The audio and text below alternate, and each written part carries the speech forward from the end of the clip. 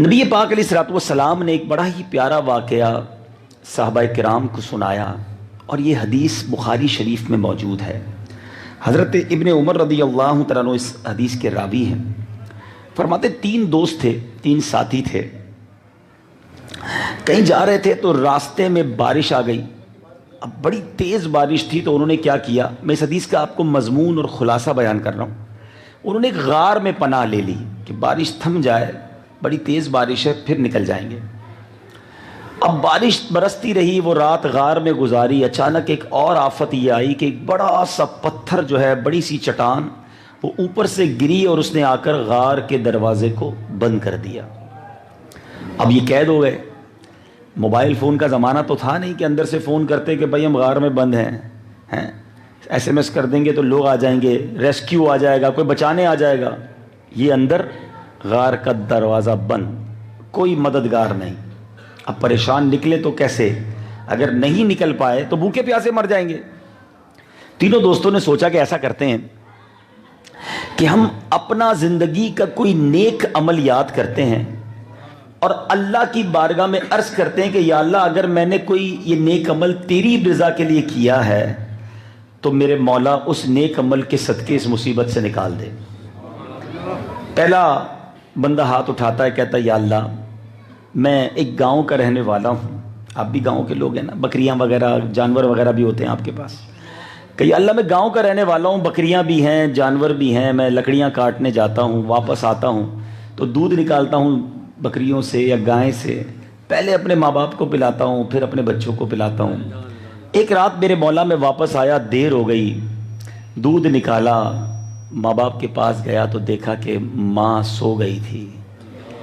یا اللہ، میں ساری رات ماں کے سرہانے دودھ کا پیالہ لے کر کھڑا رہا کہ جب تک ماں نہیں پیے گی میں نے اپنے بچوں کو نہیں پلانا۔ ساری رات کھڑا رہا، رات گزر گئی۔ جب ماں صبح بیدار ہوئی، پہلے ماں باپ کو دودھ پلایا، پھر بچوں کو دودھ پلایا۔ اے رب کریم، اگر یہ کام میں نے تیری رضا کے لیے کیا، تجھے راضی کرنے کے لیے کیا تھا، تو میرے مولا ہمیں اس غار سے نکال دے، مدد کر۔ وہ جو بڑی سی چٹان تھی نا، حدیث کے الفاظ ہیں، وہ تھوڑی سی خود بخود آٹومیٹکلی اللہ کی رحمت سے سرک گئی، مگر اتنی نہیں ہٹی کہ بندہ نکل سکے۔ دوسرے بندے نے ہاتھ اٹھایا، کہتا یا اللہ، میری ایک چچا زاد بہن تھی، مجھے بڑی پسند تھی، میری اس پر نیت اچھی نہیں تھی، میں نے اس کے ساتھ غلط کام کی کوشش بھی کی، خواہش کا اظہار کیا، وہ مجھے منع کرتی رہی۔ ایک بار اس عورت نے مجھے کہا کہ 100 دینار مجھے چاہیے۔ اب میں نے 100 دینار جمع کیے اور اس تک پہنچائے، اور اب اس برے کام کا مجھے موقع مل گیا، میں اس کے قریب ہو گیا تو اس بچی نے، اس خاتون نے، اس لڑکی نے مجھے کہا کہ جو تم کر رہے ہو وہ ٹھیک نہیں ہے، اللہ سے ڈرو۔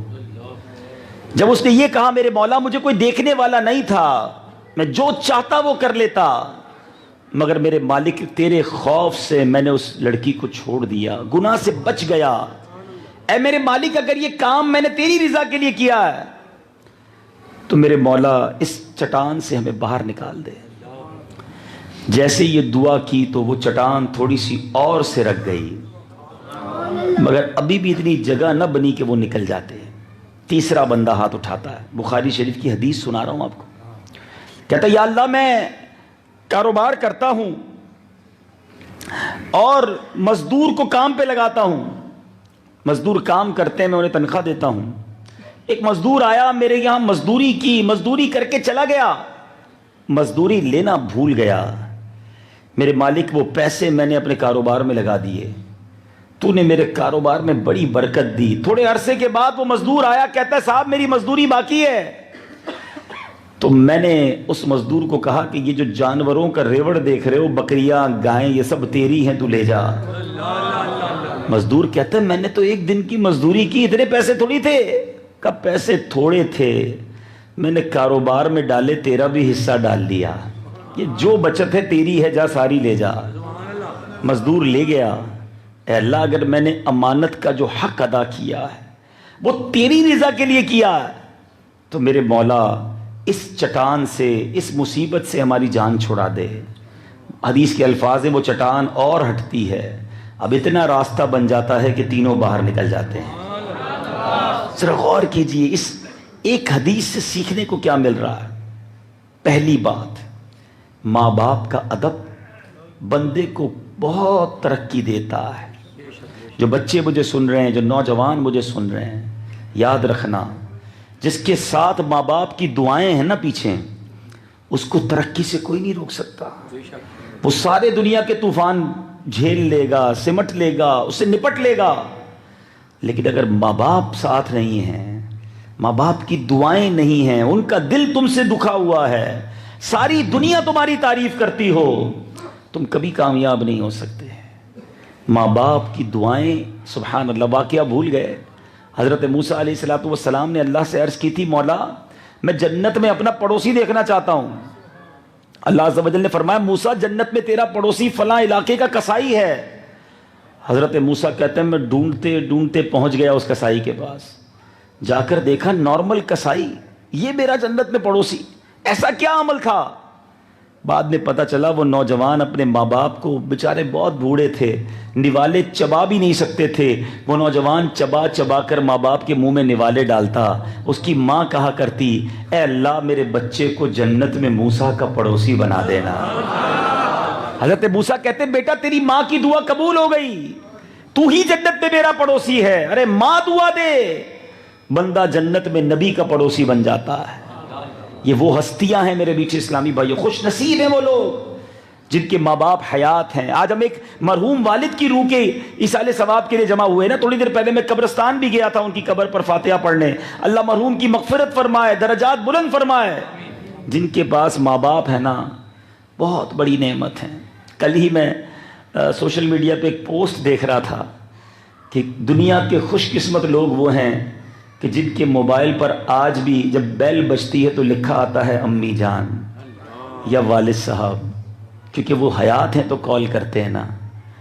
لیکن کئی ایسے ہیں کہ ان کے پاس موبائل میں نمبر تو سیو ہے مگر اب کال نہیں آتی ہے، اب میسج نہیں آتا ہے، کیونکہ وہ چلے گئے۔ پوچھو ان سے جن کے ماں باپ چلے گئے، آج وہ کتنا یاد آتے ہیں، آج ان کی شفقتیں یاد آتی ہیں، آج ان کی دعائیں یاد آتی ہیں۔ بندہ کتنا اکیلا فیل کرتا ہے ماں اور باپ کے بغیر، پوچھو ان سے۔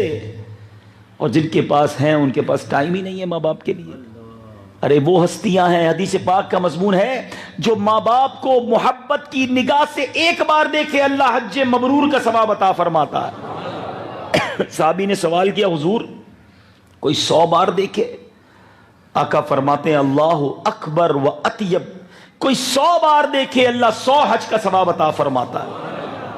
یہ وہ نعمت ہے، ان کی قدر کرو۔ آج یہ موبائل فون، یہ دوستی، یہ گھومنا پھرنا ہمیں ماں باپ سے دور کر گیا۔ کہتے ہیں ٹائم نہیں ہے ہمارے پاس، کیا بیٹھے بوڑھے ماں باپ کے پاس، وہ پرانی باتیں کرتے ہیں۔ ارے جب تم بچے تھے انہوں نے تمہیں پالا ہے، آج وہ بوڑھے ہیں، آج تمہاری باری ہے۔ ان کی خدمت کرو، ان کی دعائیں لو، ان کی ایسی خدمت کرو۔ دیکھو ایک تو یہ ہے کہ میں کہوں امی دعا کریں، ابو دعا کریں، یہ کوئی کمال نہیں ہے۔ کمال یہ ہے کہ ایسی خدمت کرو تم نہ کہو پھر بھی وہ دعائیں کریں، وہ ہاتھ اٹھا اٹھا کر دعائیں کریں کہ یا اللہ میرے بچے کی خیر کرنا، پھر نہیں تمہیں کوئی تکلیف نہیں آ سکتی۔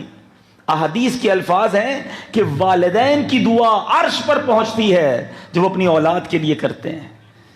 اللہ کرے کہ جن کے والدین حیات ہیں وہ ان کی قدر کرنے والے بن جائیں۔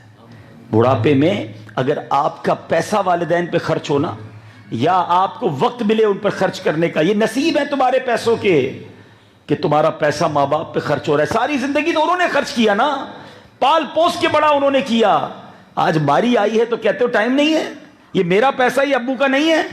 ارے جو کچھ ہے ہمارے پاس وہ ماں باپ کی وجہ سے ہے۔ بالخصوص مجھے بتایا گیا کہ اس گاؤں کے بہت سارے لوگ باہر ہیں، جب باہر جاتے ہیں، ہو سکتا ہے مجھے انٹرنیٹ پر ابھی سنیں یا بعد میں سنیں، میں ایک مشورہ دوں گا، یہ ڈالر، پاؤنڈ، یورو، یہ پاسپورٹ، یہ سب بعد میں، ماں باپ سب سے پہلے ہیں۔ ایسے پیسے نہیں چاہیے جو ماں باپ بوڑھا ہو اور یہاں انتظار ہی کرتا رہے کہ بیٹا کب آئے گا، کب میری خدمت کرے گا، کب میں اس سے دکھ سکھ کی بات کروں گا۔ ایک بندہ مجھے یورپ میں ملا، کہتے ماں بیمار ہے، روز روتی ہے، بیٹا کب آؤ گے؟ کہتا عبدالحبیب بھائی چلا جاؤں گا تو واپس نہیں آ سکوں گا، کاغذات نہیں بنے ہیں۔ میں نے اس بچے کو کہا بیٹا کاغذات پھر بن جائیں گے، ماں پھر نہیں ملے گی، ماں ایک ہی ہے، چلے جا میرا بیٹا، وہاں کی آدھی روٹی اچھی ہے جو ماں کے قدموں میں گزرے، جو والد کی خدمت میں گزرے وہ آدھی روٹی اچھی ہے۔ آج بوڑھا باپ بوڑھی ماں انتظار میں ہے کہ میرا بچہ باہر سے مجھے کب آئے گا، وہ پیسے نہیں چاہتے، وہ آپ کو چاہتے ہیں۔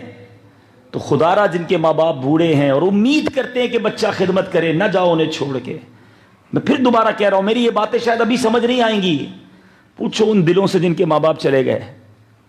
وہ وقت یاد آتا ہے کہ جب ماں کے کاندھے سے لگ کر، ماں کی گود میں سر رکھ کے ہم بھی کچھ آنسو بہاتے تھے، ہم بھی اپنے دل کی بات کہتے تھے، اور جب وہ ماں سر پہ ہاتھ پھیرتی تھی نا تو ایسا لگتا تھا کہ سارے دکھ دور ہو گئے ہیں، رحمت کا ایک بادل ہے جو سر پر سایہ کیے ہوئے ہے۔ خدا را اپنی ماں کی خدمت کرو، اپنے والد کی دعائیں لو۔ یاد رکھو حدیث پاک کا مضمون ہے ماں باپ ہی تیری جنت ہے، ماں باپ ہی تیری دوزخ ہے۔ جو ماں باپ کی خدمت کر لے گا وہ جنت پا لے گا، اور جو ماں باپ کو ناراض کرے گا پھر کوئی اور گناہ کرے نہ کرے یہی جہنم میں جانے کے لیے کافی ہے۔ اتنا شدید عذاب ہے ماں باپ کو ناراض کرنا۔ آج اونچی آواز میں بات کرتے ہیں، آج کہتے ہیں پیسے دے تو دیے، اب اور کیا کروں، باہر سے ہر مہینے پیسے بھجواتا ہوں نا، اور کیا کروں آپ کے لیے، گھر بنا دیا آپ کو، اور کیا کروں آپ کے لیے۔ ایک شخص نے نبی پاک سے عرض کی کہ حضور میں اپنی ماں کو کاندھے پر بٹھا کر 6 میل ایسے راستے پر چلا ہوں کہ جو سخت گرم تھا، اتنا گرم تھا کہ گوشت کا ٹکڑا ڈالا جاتا تو کباب بن جاتا، کیا میں نے اپنی ماں کا حق ادا کر دیا؟ فرمایا یہ تو تیری ماں نے جو تجھے پیٹ میں 9 مہینے رکھا نا، شاید ایک جھٹکے کا بدلہ ادا ہو سکے گا۔ کیا تو حق ادا کر دیا؟ گھر دلا کر پیسے بھیجتا ہوں۔ حق یہ نہیں ہے، حق یہ ہے کہ وہ راضی رہیں، ان کی خدمت کرو، ان کا ہر کام آگے بڑھ کے کرو۔ آج بوڑھے ماں باپ کام کرتے ہیں، آج بوڑھے ماں باپ اپنا کام کرتے ہیں اور بچہ ان کو ٹائم نہیں دیتا ہے۔ میں پچھلے دنوں ایک گھر میں گیا، میں بلکہ اس لیے موضوع چھیڑ رہا ہوں کہ تاکہ اور بھی اگر ایسے کچھ گھرانے ہوں۔ ان کے والد صاحب میرے پاس آئے، اللہ نے بہت نوازا ہے، بڑی عمر ہو گئی، کام کر رہے ہیں۔ میں نے کہا آپ کیوں آئے؟ کہہ رہے ہیں پیسے لینے تھے، فلاں علاقے سے پیسے لینے، بڑے پریشان، شوگر ہو گئی، ٹینشن۔ میں نے کہا آپ کے بچے کیا کر رہے ہیں؟ کہہ رہے بچے شہر میں، میں پیسے وصول کرنے فلاں شہر میں آیا ہوں۔ میں نے کہا پھر اولاد کب ماں باپ کو سکون دے گی؟ ارے اس عمر میں ماں باپ کو کہو اب بیٹھ جائیں، آپ کھائیں پیئیں موج کریں، آپ نمازیں پڑھیں، مکے مدینے جائیں، اب ہم بڑے ہو گئے، ہم کام کریں گے۔ ایک وقت ہوتا ہے کہ بچہ ماں باپ کو آرام دے، ان کو عبادت کا موقع دے۔ اللہ کرے کہ دل میں اتر جائے میری بات، ماں باپ کی قدر کرنا۔ دوسری بات،